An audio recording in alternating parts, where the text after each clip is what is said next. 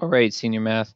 Here is your explanation for your senior math project. So this is going to start today, and it will be due on May 18th, which is Tuesday in about just a little bit less than 2 weeks. So you have a little bit less than 2 weeks of time, but we'll have today, Friday, next Tuesday, next Thursday, and then it will be due on at the end of that Tuesday. So we have a bit of time to complete this.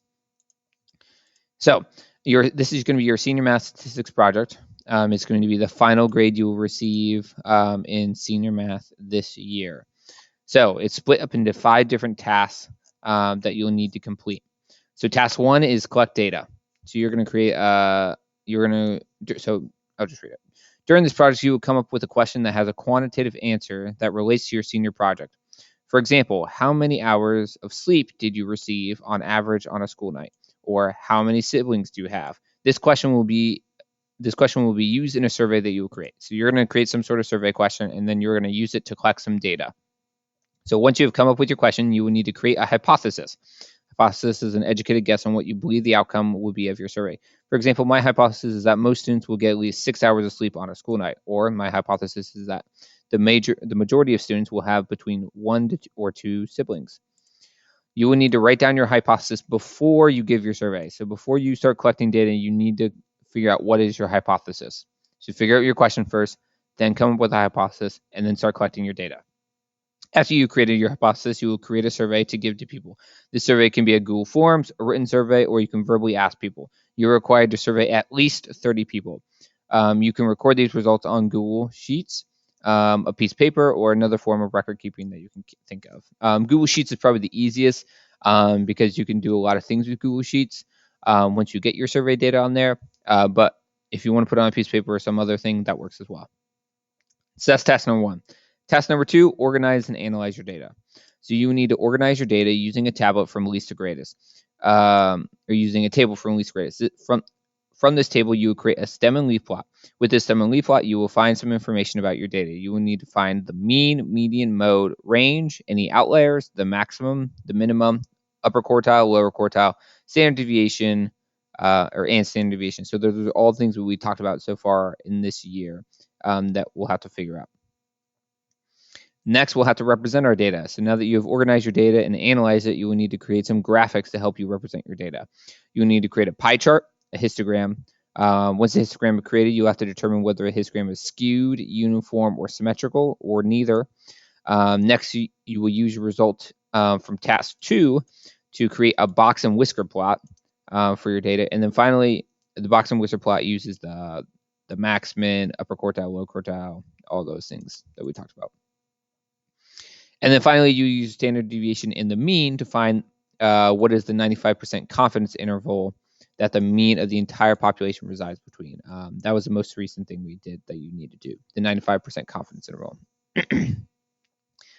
Last piece, task number 4 is the conclusion. Now that you have analyzed your data, you will draw some conclusions from it. So you're required to write a brief paragraph, 5 sentences minimum, about the results of your data. Here are some questions that help you guide your conclusions. So, like, was your hypothesis correct? Did your data show any trends? Which of the 3 graphs best represented your data? Which of the central tendencies best represented your data? Like, which average was the best one?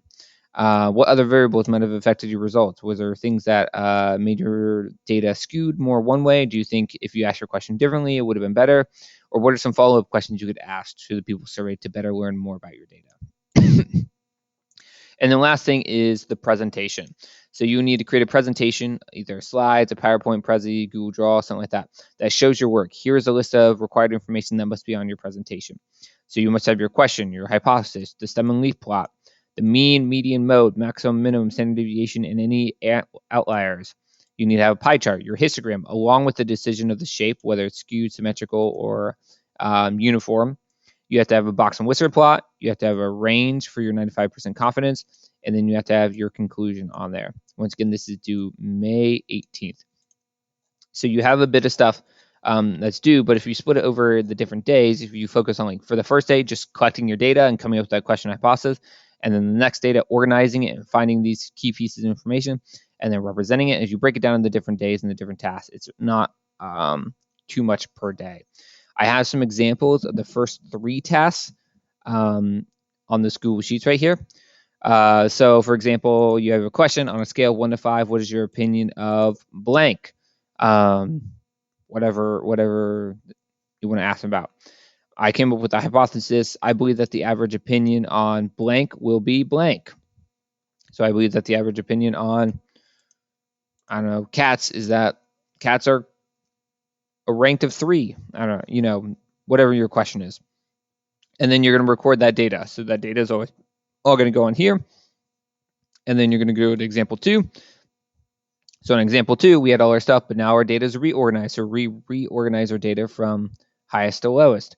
And then I created a stem and leaf plot. So I had 1 8s, or I had 8 1s, I had 8 2s, I had 3 5s, I had 5 4s, I had 4 5s with the frequency. So this is my stem and leaf plot with the frequency and how which it occurred. I then found my mean of my data was 2.63 by adding up all the numbers together and dividing by how many numbers there are. I found the median by finding that middle number by crossing off from each end to figure out how many or what was that middle number. I then found my mode, the number that occurs most frequently, which was 1 and 2. Both occurred 8 times. I didn't put my range on here for some reason. I didn't see any numbers that were outliers because I only scaled it between 1 to 5. But for example, someone said I had a score of 8, or they gave me 18. That's probably an outlier because it's a much larger number or much smaller number than the rest of them. My maximum was 5. My minimum was 1. My upper quartile was the median of the upper half of data is 1. The median of my lower half of data is 4. And then my standard deviation I found was 1.40. So I organized my data and I analyzed it to get all those key pieces of information. And then the last thing I did was I represented it. So I created a histogram or like a bar chart, and I just used that on the Google Sheets feature. I created a pie chart with my data so you can see the different differentiation of it. I used my mean, median, mode, upper quartile, lower quartile, and all those things. We don't need Chebyshev's theorem on here, actually. I use my my minimum, my lower quartile, my median, my upper quartile, and my maximum to get my box plot. And then we have to do a confidence interval as well, which I changed for Chebyshev's theorem. So that would go here. So that gives us an example of our third task. So altogether, the final things you would have to do that is talk about some conclusions. What do you notice about your data? And then put it all together in some sort of presentation. You do not have to give this presentation. You just have to create the presentation so I can skim through it and see what you have. So like a Google Sheets or a Prezi or anything like that, but you do not have to give the actual presentation in front of people. And that is your senior math statistics project. Please let me know if you have any questions. Yeah, other than that, have a great rest of your day and you can get started.